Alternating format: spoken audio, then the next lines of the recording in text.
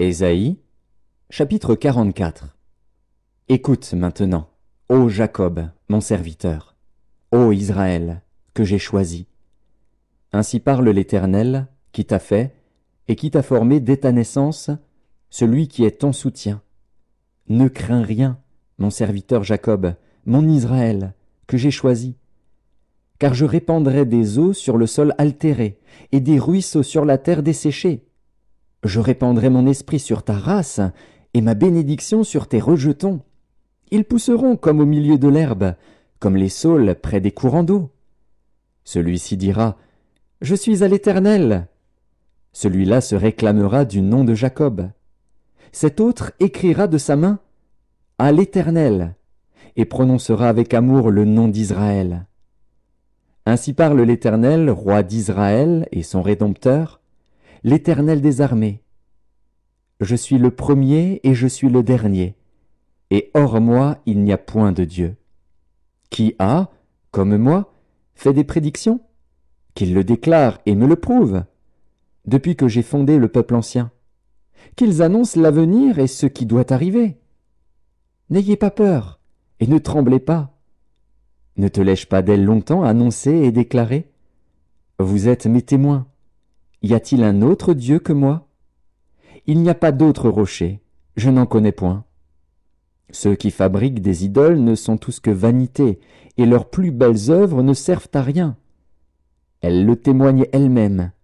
Elles n'ont ni la vue, ni l'intelligence, afin qu'ils soient dans la confusion. Qui est-ce qui fabrique un Dieu, ou font une idole, pour n'en retirer aucune utilité? Voici, tous ceux qui y travaillent seront confondus, et les ouvriers ne sont que des hommes. Qu'ils se réunissent tous, qu'ils se présentent, et tous ensemble ils seront tremblants et couverts de honte. Le forgeron fait une hache, il travaille avec le charbon, et il la façonne à coups de marteau. Il la forge d'un bras vigoureux. Mais a-t-il faim? Le voilà sans force. Ne boit-il pas d'eau? Le voilà épuisé. Le charpentier étend le cordeau, fait un tracé au crayon, façonne le bois avec un couteau, et marque ses dimensions avec le compas. Et il produit une figure d'homme, une belle forme humaine, pour qu'elle habite dans une maison. Il se coupe des cèdres, il prend des rouvres et des chênes, et fait un choix parmi les arbres de la forêt. Il plante des pins, et la pluie les fait croître. Ces arbres servent à l'homme pour brûler. Il en prend et il se chauffe. Il y met aussi le feu pour cuire du pain. Et il en fait également un dieu, qu'il adore. Il en fait une idole, devant laquelle il se prosterne. Il brûle au feu la moitié de son bois. Avec cette moitié, il cuit de la viande. Il apprête un rôti et se rassasie. Il se chauffe aussi et dit « Ah! Ah! Je me chauffe, je vois la flamme !» Et avec le reste, il fait un dieu, son idole. Il se prosterne devant elle. Il l'adore. Il l'invoque et s'écrie « Sauve-moi, car tu es mon Dieu !» Ils n'ont ni intelligence, ni entendement, car on leur a fermé les yeux pour qu'ils ne voient point, et le cœur pour qu'ils ne comprennent point. Il ne rentre pas en lui-même, et il n'a ni l'intelligence, ni le bon sens de dire « J'en ai brûlé une moitié au feu, j'ai cuit du pain sur les charbons, j'ai rôti de la viande et je l'ai mangée, et avec le reste je ferai une abomination. Je me prosternerai devant un morceau de bois. » Il se repaît de cendres, son cœur abusé l'égare, et il ne sauvera point son âme, et ne dira point « N'est-ce pas du mensonge que j'ai dans ma main ?» Souviens-toi de ces choses, ô Jacob, ô Israël, car tu es mon serviteur. Je t'ai formé, tu es mon serviteur.